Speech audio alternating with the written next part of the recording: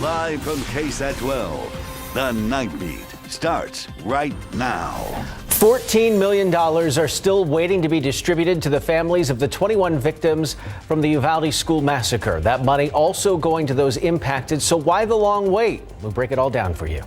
And preparing for back to school is not easy for this family of 10 who are without a home. How they're still in good spirits despite their current living situation. But first, San Antonio veterans and activists are demanding senators pass the PACT Act, which stands for Promise to Address Comprehensive Toxins. It would provide health care to veterans exposed to toxins during service without a burden of proof. It was expected to pass until 25 Republicans, including both Texas senators, voted against it, even though a month ago they voted in favor of it. The Night Team's Camelia Juarez reports San Antonio activists rallying at the VFW 67 Post downtown are urging senators to give the bill another chance. It's in my blood. It's literally slowly killing me. A pesticide called DDT was sprayed in the fields of Panama while Sergeant Stephen Price served in the Army.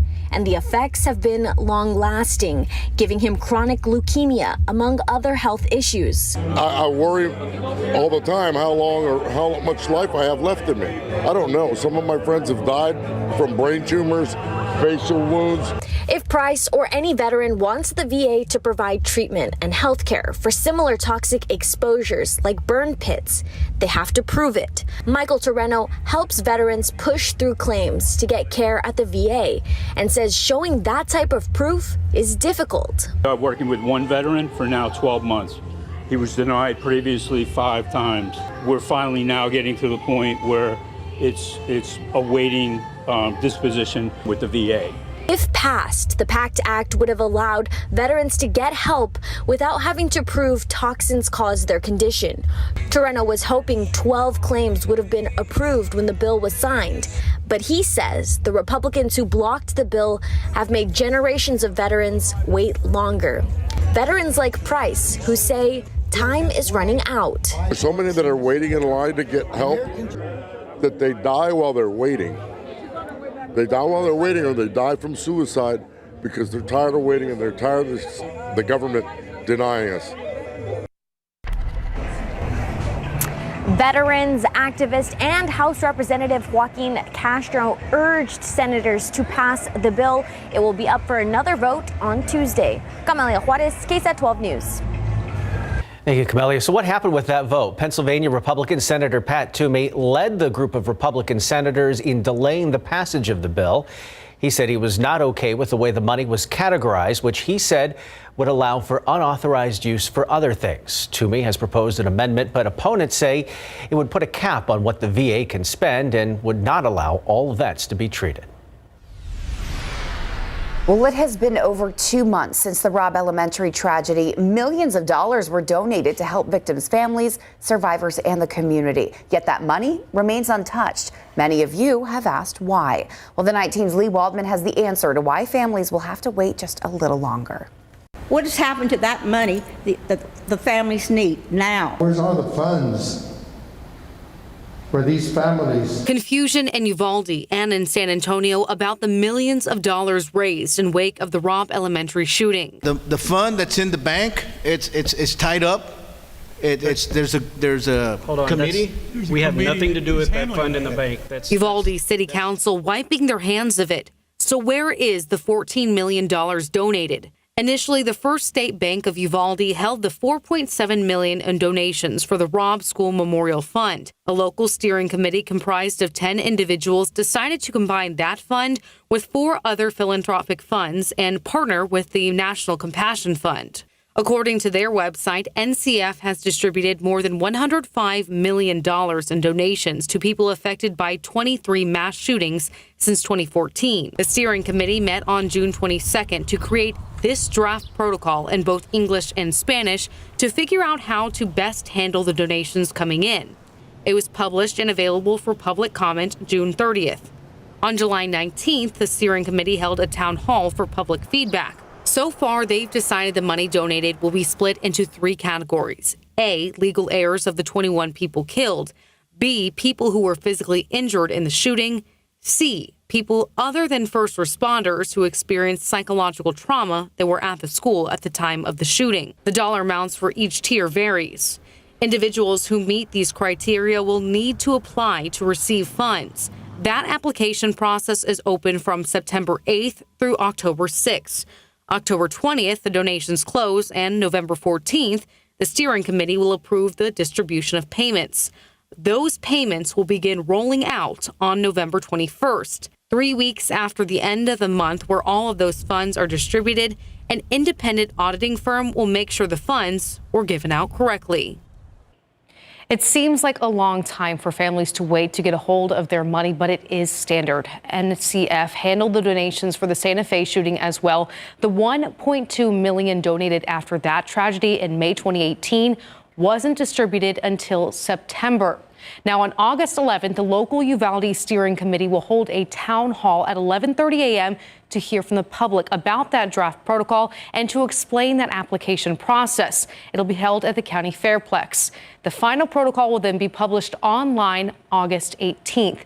The Uvalde Volunteer Fire Department is helping families get money now through their own charitable PayPal fund. We've got those details on KSAT.com. Tim, Courtney. Thank you, Lee. Another part of the story will continue to follow. An afternoon traffic stop turned into the arrest of 2 suspects found with nearly 600 pieces of stolen mail. That's according to the Bexar County Sheriff's Office. Take a look. 34-year-old Rebecca Kosakowski and 20-year-old Lenora Salas were arrested back on July 27th. During a search of their vehicle, deputies apparently found drugs and 580 pieces of mail belonging to people in a nearby apartment complex.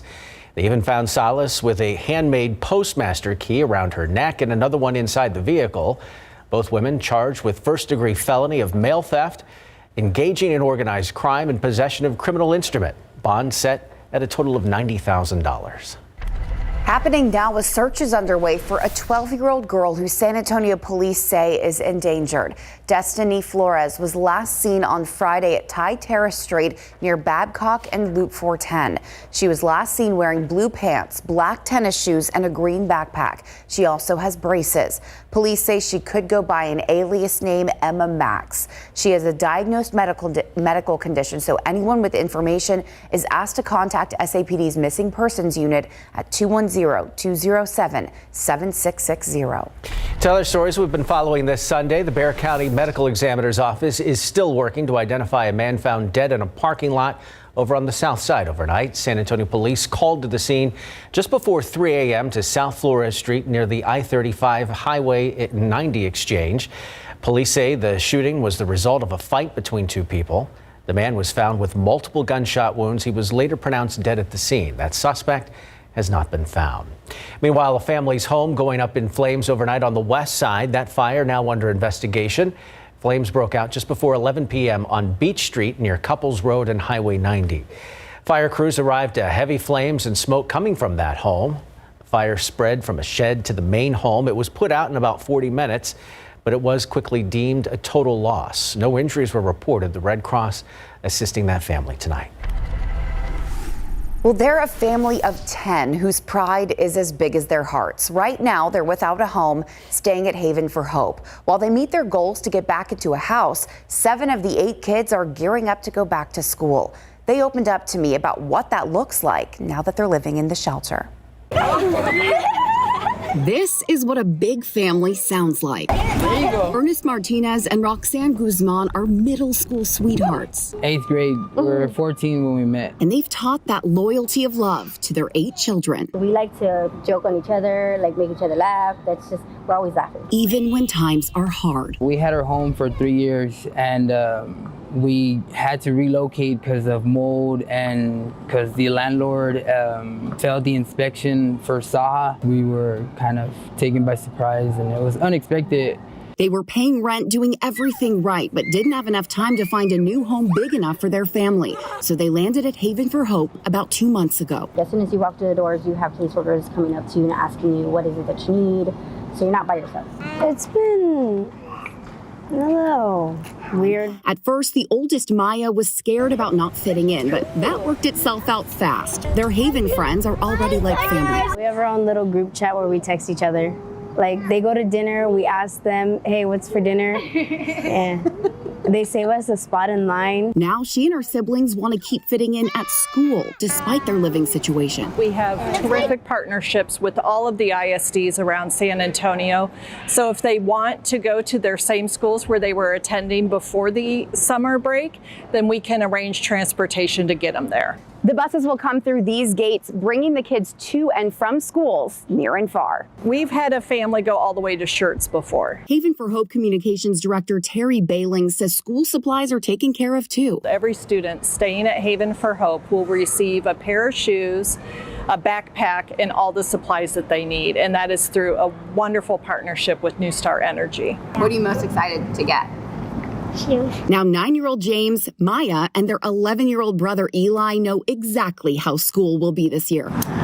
Good. Mom and Dad are ready for their assignments too, meeting with a caseworker daily to find a new house with the SAHA vouchers they've already secured. And then after that, she's going to help us with employment and then everything else. Our goal, personally, to do that within a month or so. A goal they have no doubt they'll accomplish. They have 8 adorable reasons to stay motivated.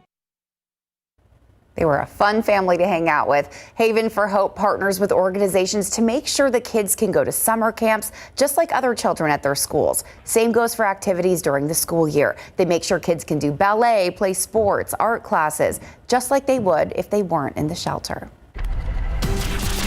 Well, we made it through July. Take a look outside right now. Nice look there of downtown San Antonio. It's breezy and warm this weekend. Here's the way we fared today. The high temperature today ended up climbing all the way up to 101 degrees for the high in San Antonio. That is above average by about 4 degrees. And today's high of 101 means that overall, this has been the hottest July on record in San Antonio. Elsewhere, it was 101 in Del Rio, 103 in Pleasanton, 105 in Cotulla. More on this record-smashing month and what we can expect for the first part of August during the full forecast in a few minutes. If you're job hunting right now, listen up. We'll break down how you can tell the difference between a good offer and a scam. Plus, rebound COVID-19 infections, like what President Biden is experiencing, are starting to become more common. Find out its connection to a COVID-19 treatment and how contagious it could be. And monkeypox cases in the U.S. surpassing 5,000 now. This as the state of New York takes a huge step forward to contain the spread. Why health experts say it's important now more than ever to stay informed. We'll be right back. One day after New York's governor declared the state's monkeypox outbreak a disaster emergency, New York City declared it a public health emergency. Here at home in Bexar County, we have seen 13 cases as of Friday. Now, health officials are urging all Americans to take the outbreak seriously and encouraging people in at-risk communities to get vaccinated. Here's ABC's Phil Lipoff with the details. As the COVID-19 pandemic rages on, growing concerns about monkeypox. The World Health Organization issuing its highest level of alert, declaring the monkeypox outbreak a global health emergency. We have an outbreak that has spread around the world rapidly through new modes of transmission, about which we understand too little. According to the CDC, there were less than 24 cases in the U.S. last month. Today, there were nearly 2,900, including 2 children. Dr. Ashish Jha on CBS Face the Nation saying U.S. health officials continue to assess the situation. We are seeing outbreaks that are out of control in many, many parts of the world, and it's very important that we get our arms around this thing. The majority of the outbreak is currently concentrated in men who have sex with other men, but it can easily be transmitted to others. We are seeing person-to-person transmission of this virus. It's spread through close, often intimate contact. In recent decades, low levels of monkeypox have been reported in some African countries. The current outbreak is affecting countries across the globe. The virus is typically a mild illness that can cause fever, headache, fatigue, and painful rashes. The sores are very painful though. So luckily they're not in a place that I am on my hands or anything, because I can only imagine. Globally, there are more than 16,000 reported cases of monkeypox in at least 75 countries. Here in the U.S., the largest number of reported cases are in New York State, with 900. A vaccine for monkeypox does exist. The U.S. has already ordered 5 million doses in anticipation of increased demand, and they expect to have 7 million doses by mid-2023. Health officials believe that the vaccine, in combination with education and testing, can help slow the spread. Zoreen Shah, ABC News, Washington. All right, so 2020 has been the year of broken records this summer. What do we get for surviving the hottest July on record? Maybe an early September cold front? That's all we can hope We for. can only hope. We can only Let's hope. pretend the answer is yes. Okay. Yeah, but all signs point to the status quo of Yay. hot, dry weather as we head into August. Some subtle changes here and there to talk about. But first, let's talk about this record-smashing month here, July 2022. Will go down in the record books as the hottest July on record. I've got to say this word too, so far. Now, records go back all the way to 1885. Temperature records do at the San Antonio International Airport. That's where these readings come from. You can see that just about every single day here we had a high temperature at or above 100. The maximum was on the 11th when we reached 107. Just the 15th and the 27th saw temperatures below 100, but barely. And what's really depressing too is that we've only seen 1/100th of an inch of rainfall this month. More on the rain for the month coming up in the next half hour here of the Nightbeat. But again, when you look at the average temperature or the difference between the daily high and the daily low, that works out to 90 degrees for this month. And that beats 2009, July of 2009 for the hottest July on record. By the way, 90 degrees this month also ties August of 2011 for the hottest month ever on record in San Antonio. So very, very hot, and today was no exception. We got up to 101 here in San Antonio today, 101 in New Braunfels, 101 in Hondo, 105 in Cotulla, 104 in Laredo. And outside right now, it's 89 degrees, but it still feels like it's 91. We've got winds from the south-southeast, pretty breezy at about 21 miles per hour. Dew points are high, but they're not that high. It really doesn't feel all that humid outside. But because these winds are gusting from the south-southeast at about 25 to 30 miles per hour, 31 mile per hour wind gust recorded in Hondo, that's really going to pull in the Gulf of Mexico moisture. Again, outside right now, it's muggy, but it's not oppressively humid. But watch what happens in the overnight hours as we get those southeast winds pulling in that Gulf of Mexico humidity. Dew points will climb into the 70s. So when you wake up tomorrow morning, it's going to be a very humid start to the day.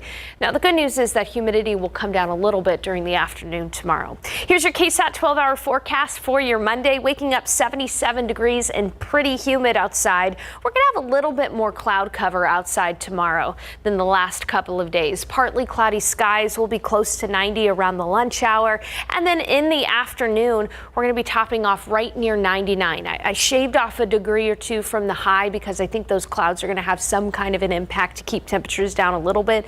But still, 99 degrees is pretty hot and hotter than average as well. You'll notice that there is a 10% chance for a stray coastal shower from about 3 p.m. to 8 p.m. tomorrow, but that's it as far as rainfall is concerned. Elsewhere, it'll be 102 in Del Rio, 101 in Carrizo Springs, 99 in Gonzales, 98 in Canyon Lake, and 96 in Kerrville. Around the San Antonio metro area, 99 in San Antonio. It'll be 100 though in Seguin, 98 in Rio Medina. Not too bad in the hill country, honestly. 96 in Bernie, 96 in Comfort. That's actually pretty nice up there for this time of year because of the higher elevations. Temperatures are a little bit cooler. Again, no drought denting rain for us. Tomorrow, only a 10% chance for rain. There's some glimmer that we could get a little bit better of a rain chance on Friday and Saturday of this upcoming week, but still the best chance for rain caps off at 20%.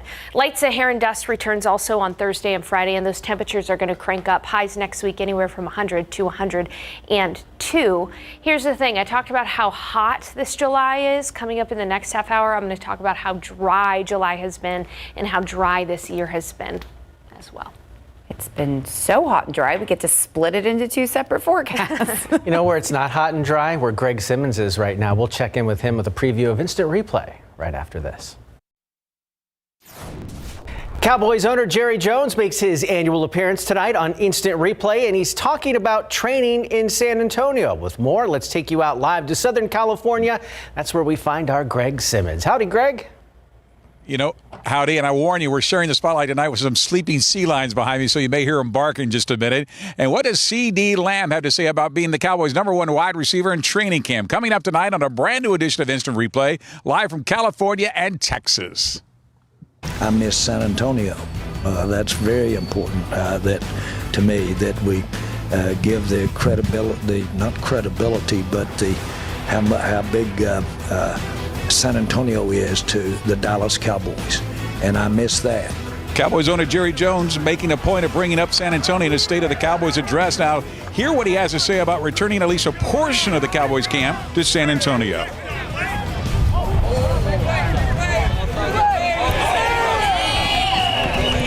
C.D. Lamb is now the Cowboys' #1 wide receiver following the departure of Amari Cooper to Cleveland and the injury to Michael Gallup that has him sidelined for the start of the season. What does he have to say about the pressure of being #1 now?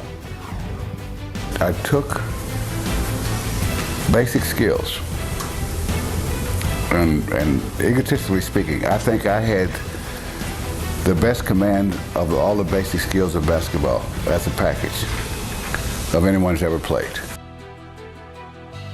And tonight we mourn the death of 11-time NBA champion Bill Russell, who has passed away. What did this legend mean to the game and outside of the game as well? Tonight, you will find out. All that plus, who is standing out in the Texans training camp? Our Larry Ramirez will have that. Before we go, Billy, if you don't mind, sharing the spotlight with our friends, the Sea Lions, who are with us here tonight on Instant Replay. And by the way, it is live, and it's after the Nightbeat. They do not look at all thrilled about being on live TV in San Antonio. But thank you, Greg. We'll see you again in just a little bit. They could care less. That guy, he's ready to go, though. All right, it is a program all veterans looking to buy a home need to know about, how vets can get a loan to make them more competitive in the housing market. And looking for a new job can be taxing, even more so if you're applying for a fake position. The signs to know what's a good deal and what's a scam.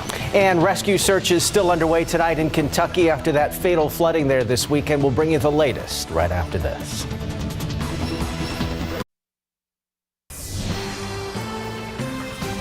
Well, rescuers are hoping to find more survivors from that catastrophic flooding in Kentucky, but today the death toll continued to climb. Yeah, it is now up to 28 tonight, and according to Kentucky's governor. Meanwhile, a mayor in the flood zone adds that number could just be the tip of the iceberg. Mike Valerio shows us the rescue efforts. As rescues continued in full force, volunteers from the United Cajun Navy on airboats coming all the way from Louisiana. Governor Andy Beshear says the official death toll reached at least 26 early Sunday, but mayors add their counts are even higher. It's over 30-some total for just our 3 counties, and I think that's just the tip of the iceberg, truthfully. Stunning stories of survival continue to emerge. A 98-year-old simply hoping for help, her bed nearly submerged. Video from across the street shows her rescue, men holding onto her in nearly head-high water. I can see her face. Those who escaped the floods are grateful for what they have. Kids just lost their lives. There's 6 of them that died, and I have a 9-year-old boy. And if I would have lost him, that'd have been over. Yeah. I'm sorry. He made it. That's all that matters. Yeah, he made it. Motels, hotels, and schools serving as shelters are full. It's actually really amazing to see how people are willing to give and willing to help their community. Governor Beshear and local authorities are trying to open Buckhorn State Park. It could serve as a refuge, they say, when a heat wave arrives Tuesday into Wednesday. In Whitesburg, Kentucky, I'm Mike Valerio reporting. Now to the other side of the country, California dealing with the McKinney wildfire. So far, more than 51,000 acres are burned with 0% of the fire contained. It now threatens a town of nearly 8,000 people as it becomes the largest land fire in the state this year. The dangerous fire fueled by high winds and triple-digit temperatures. About 60 hikers had to be rescued along the Pacific Crest Trail. California's governor proclaiming a state of emergency yesterday to provide more aid to the crews there. According to the National Weather Service, temperatures in the area reached between 90 and 100 degrees. After days of testing negative for COVID-19, President Joe Biden is once again isolating after testing positive again. This has brought up many questions about rebound cases, which refers to a relapse of COVID-19 some patients deal with after taking Paxlovid, an antiviral given to those with mild to moderate symptoms who are considered to have high risk for severe illness. That includes the president, who is 79 years old. Health experts say it's unclear if people who have a rebound positive test after taking Paxlovid are actually contagious, though. But the president is in isolation as a precaution. The White House coronavirus response coordinator had this to say when asked how long the president could have immunity. What we know, because BA.5 is so immune evasive, that we have seen lots of people get reinfected within 90 days. Meanwhile, First Lady Dr. Jill Biden is spending the weekend in Delaware. She has tested negative for COVID-19 consistently since she last saw the president back on July 20th. Nichelle Nichols, best known for portraying Lieutenant Uhura in the Star Trek TV series and films, passed away yesterday at age 89. Nichols helped break ground by sharing one of the first interracial kisses on American primetime TV with co-star William Shatner.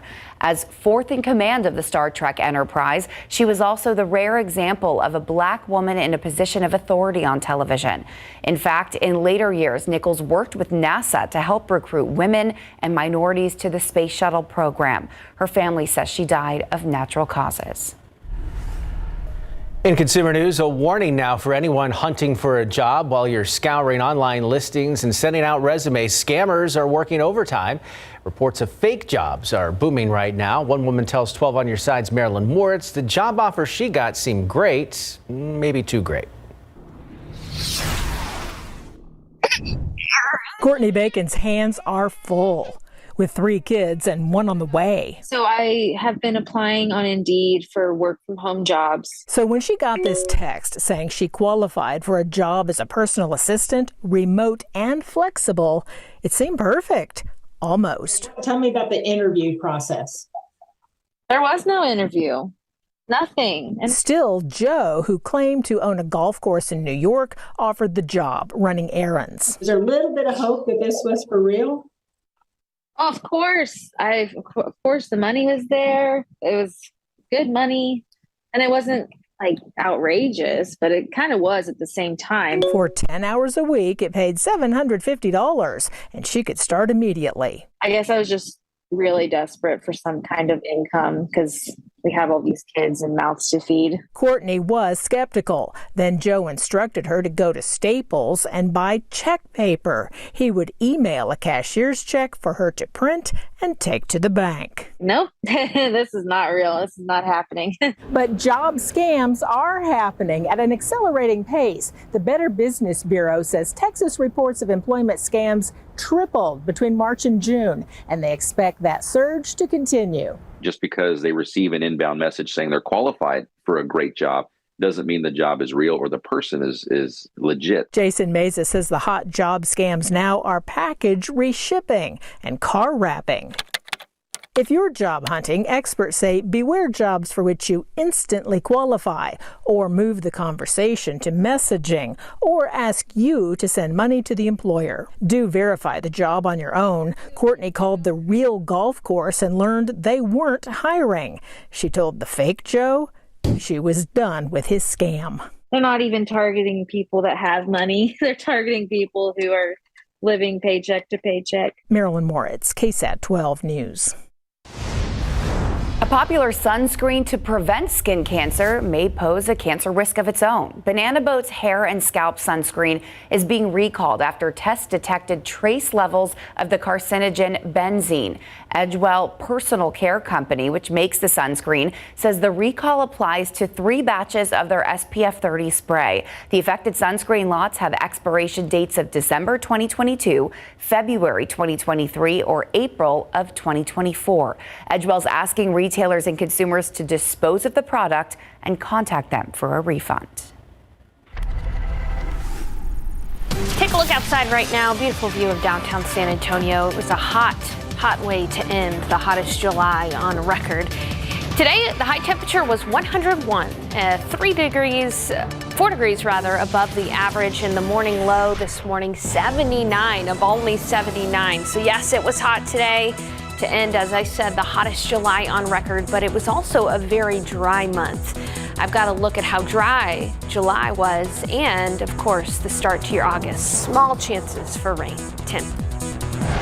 Thanks, Sarah. In movie theaters, an alien invasion goes up against pets with superpowers and superhero owners. See which one was able to fill the most seats this weekend. And shopping around for a new home has its challenges, and those challenges sometimes increase for veterans. We'll show you a program aiming to make it easier for those who have given so much to our country. We'll be right back.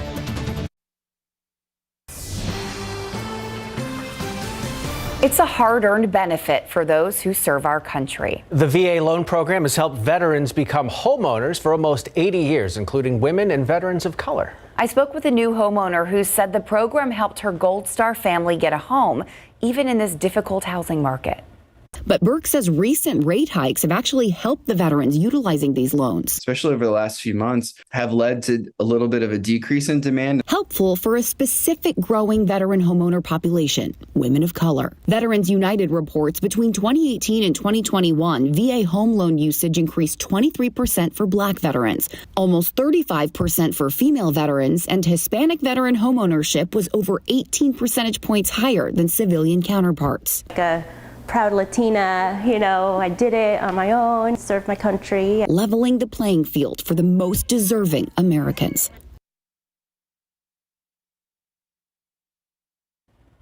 And that was just a small portion of the story. You can see the full story online at KSAT.com. So to be eligible for the VA home loan program, you must have served 90 consecutive days of active service during wartime or 181 consecutive days during peacetime, or have 6 years of service in the National Guard or Reserves, or you must be a spouse of a service member who died in the line of duty or as a result of specific service-related disabilities. For a link to the application, head to KSAT.com. We'll be right back.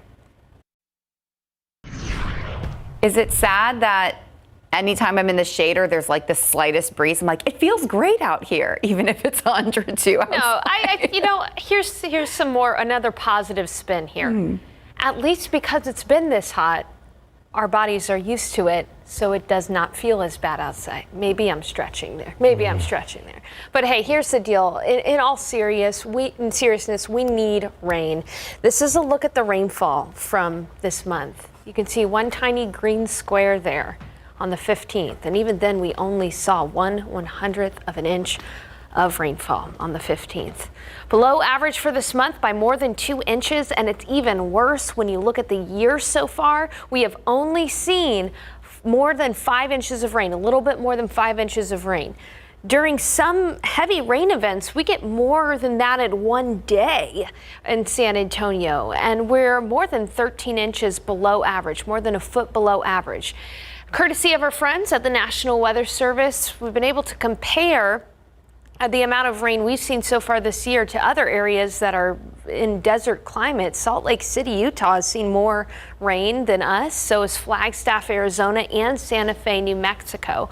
We could use some good rain, and we're just not going to get it over the next 7 days. Only a 10% chance for a coastal shower tomorrow. There are some indications that by Friday and Saturday we'll be able to bump that up a little bit to 20% from a little low pressure system, but that is just not going to help us out when it comes to the drought. 89 outside right now. It is fairly nice out there this evening. Winds are breezy from the south-southeast at 21 miles per hour. Dew points are in the 60s right now, but those south-southeast winds are going to bring up the humidity by the start of the day tomorrow. Let's take a look at the nation.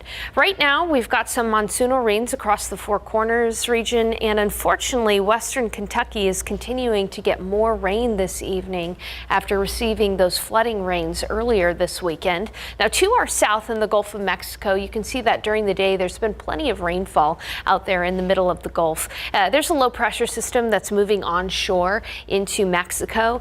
Tomorrow, we'll probably have a little bit more cloud cover from that low pressure system and some coastal showers and storms from earlier in the morning, but especially in the afternoon. We've got a 10% chance that one of those coastal showers or storms will make it to that I-35 corridor. Otherwise, just a little bit more cloud cover could keep us just below 100 degrees tomorrow. Here's a look at the forecast highs around the metro area. 99 in San Antonio, 99 Nixon, Smiley, and in Hondo, 100 in Castroville, 98 in Bandera. Not too bad across the hill country. 96 Bernie, 96 Bulverde, 98 Canyon Lake, 96 in Kerrville. For us here in San Antonio, here's a KSAT 12-hour forecast. Humid and warm tomorrow morning, 77 degrees as we start August. Then we'll keep those clouds around for most of the day, but it'll still warm up pretty quickly. By noon, we'll be near 90 degrees. And in the afternoon, forecasting 99, as I mentioned, for the high. That 10% chance for a stray coastal shower reaching San Antonio in the afternoon hours. So as we look at the first week of August, a couple of things stand out. We're going to start very hot. Temperatures will be anywhere from 100 to 102 through Thursday. We're going to see some light Saharan dust work its way back into the atmosphere by Thursday and Friday. Allergy-like symptoms possible for those who are sensitive to the dust on Thursday and Friday. And then with that small disturbance Friday and Saturday, we'll give it a 20% chance for isolated showers and storms. Temperatures below 100 degrees potentially on Friday and Saturday. Otherwise, though, it is going to be hot. Keep your fingers crossed for that isolated rain. Our only hope for a weather pattern change would be the tropics, and the tropics are completely silent at the moment, so it doesn't even look good there. But the second that changes, we'll be sure to let you know. Seriously considering moving into one of those beer caves in one of the gas stations around there here. I walked into one the other day and man, I was like, it's going to be hard getting me out of here. Instant relief. Wasn't even interested in what was in there to drink. Just wanted to stand in there and camp out. Cool off. Sure, until they kick you out again. Rebuild that Ohio snowman that melted many years ago. All right, well, the reigning box office champ went up against superheroes, supervillains, and super pets. Which movie came out on top? Find out next.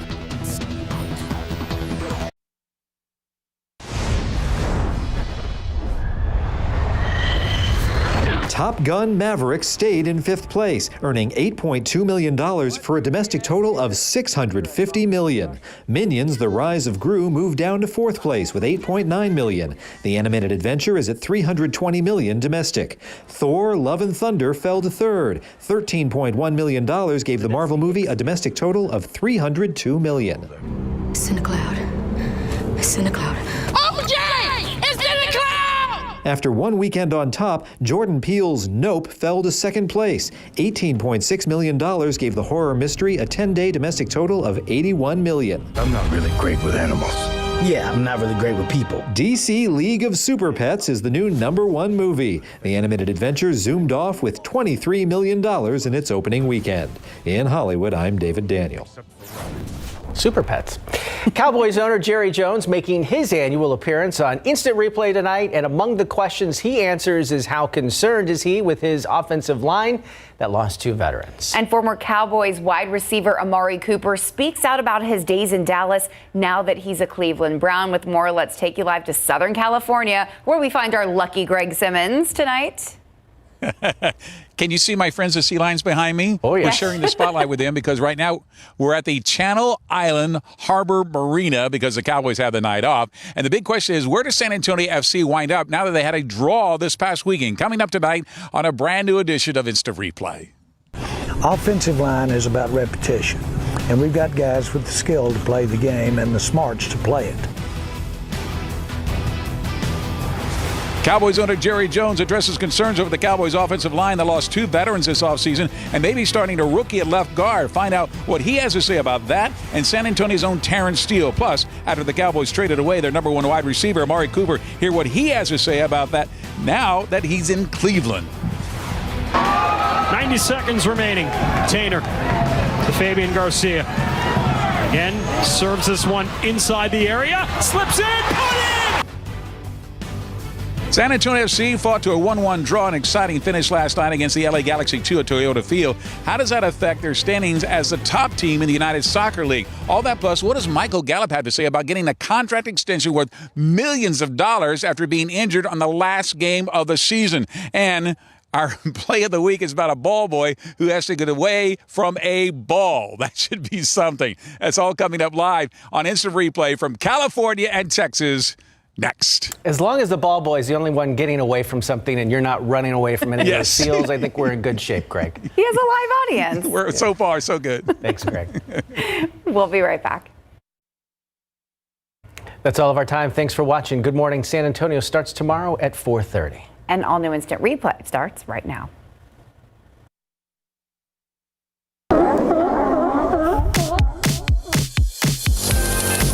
The Dallas Cowboys and the city of Oxnard welcome you to the 2022 Dallas Cowboys training camp.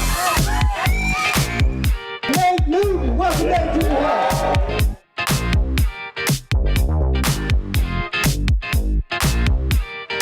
Charles Haley.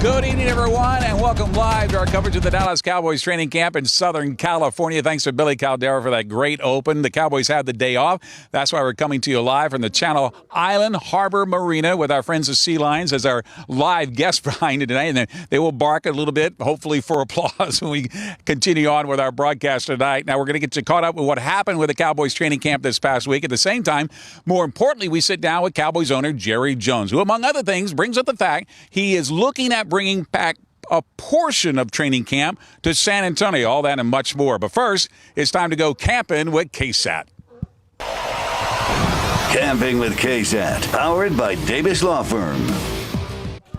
One of the big stories here in training camp is when Michael Gallup will be able to suit up again after undergoing off-season surgery to repair a torn ACL that he suffered catching a touchdown pass in the last game of the regular season. Now it appears he won't be back in the Cowboys lineup until late September after totaling 2,900 yards, 15 touchdowns in the last 4 seasons. And get this, even though Michael was in the last year of his contract, the Cowboys signed him to a 5-year, $62.5 million extension.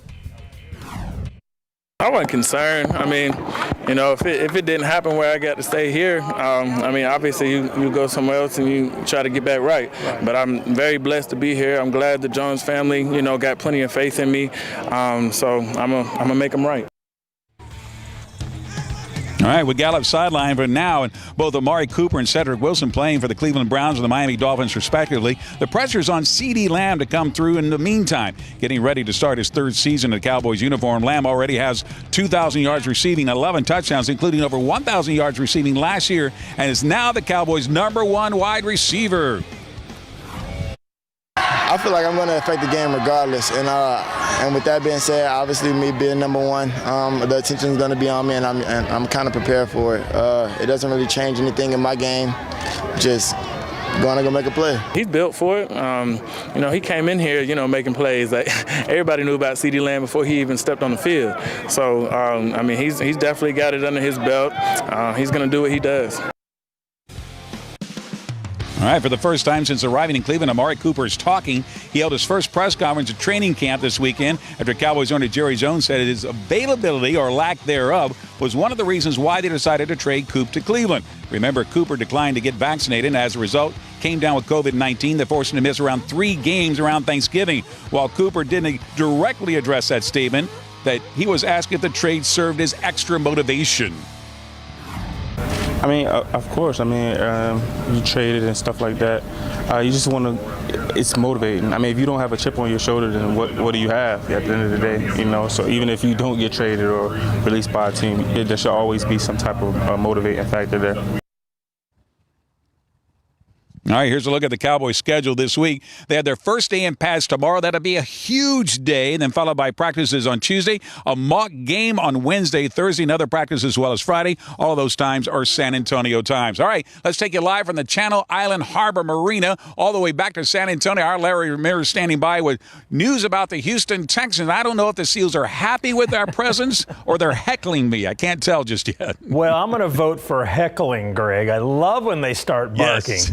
So training camp is underway for the Houston Texans, who had today off as well. Houston is entering this season with the hopes of improving on last year's 4-13 finish. Quarterback Davis Mills is preparing to begin his first season as a day one starter. Last year, Mills didn't start until week 3, and he finished with only 2 wins to his name, but his performance over the final 5 games showed significant growth, and he was actually 4th in the NFL in deep ball completion percentage. This week at practice, Mills spent a lot of time checking down to receivers on shorter routes. What does head coach Lovie Smith think about that? Going to the other side of the ball, it's all coverage. How about that? No, but that was the case. I mean, whenever you see a corp, we don't have a whole lot of design check down. But when, down the field routes are covered, you want the quarterback, you don't want him to force it. You want him to take the check down, the safe throw. That's a part of Davis's growth also. So yes, that was definitely the case, and that's good on both sides. This will be Smith's first year as head coach since he led the Buccaneers during the 2015 season. He served as associate head coach and defensive coordinator last year. What do the defensive players think about Lovie's attitude now that he's in charge of the entire team? We met with him a lot more since we were a defense, so it's really the same vibe for us, I guess you would say. He demands a lot of respect just with his presence. For us, it's like normal, right? Like it's just kind of the same old Lovey. But as him as a head coach, it's actually really impressive to me because I was like, I knew how he was, and I've heard stories already. Like he's an amazing coach, but to see it and to be living it now, he's on top of everything, and the way he holds himself is amazing. We're just very excited, and I'm just extremely happy to have him as a head coach. Texans got a chance to show off their brand new battle red helmets yesterday at practice. They will wear this all red look against the Eagles in week 9 of the upcoming season. So here is the Texans training camp schedule. Tomorrow, Tuesday, and Wednesday, they will practice at 8 in the morning. Those 3 practices are all padded. Thursday is a player's day off, and then Friday, the Texans will practice again at 8 in the morning. NBA legend Bill Russell passed away today at the age of 88. His family posted the news on social media, saying Russell died with his wife by his side. A Hall of Famer, 5-time most valuable player, and 12-time All-Star, Russell in 1980 was voted the greatest player in NBA history by basketball writers. He anchored the Boston Celtics dynasty that won 11 championships in 13 years. The last 2 as a player-coach, and when he became the first black head coach in any major U.S. sport. In 2009, the MVP trophy of the NBA Finals was named in his honor. More importantly, he spent decades fighting for civil rights and social change. So here's what David Robinson said. Bill Russell was the most powerful ambassador of the NBA. I held him in the highest regard and tried to build on the groundwork laid by him and his generation of players. Thank you, Bill, for leading the way and giving us such a high bar to shoot out. And Irvin Magic Johnson tweeted, I'm heartbroken to hear about the passing of the greatest winner the game of basketball has ever seen, a legend, Hall of Famer, mentor, and my friend for over 30 years, Bill Russell. And Magic ended that with a broken heart emoji. Now let's send it back to Greg and the Seals in California. Yeah, that is a very tough loss for the NBA and for, in fact, the world. Time now for tonight's instant replay poll question here. Just how far do you think the Cowboys will get in their 2022 season? The Super Bowl, NFC Championship game, second round of the playoffs, first round of the playoffs. Vote now. We'll have the results at the end of the broadcast tonight. Back home in San Antonio FC plays to a thrilling ending at Toyota Field. Where does that leave them in the USL standings? And more importantly, a very special guest makes his annual appearance tonight on Instant Replay. Of course, San Antonio wrote the book on the big crowd. Yeah, that was fun. Wasn't it 40,000 sometimes in there? 40,000 in that dome.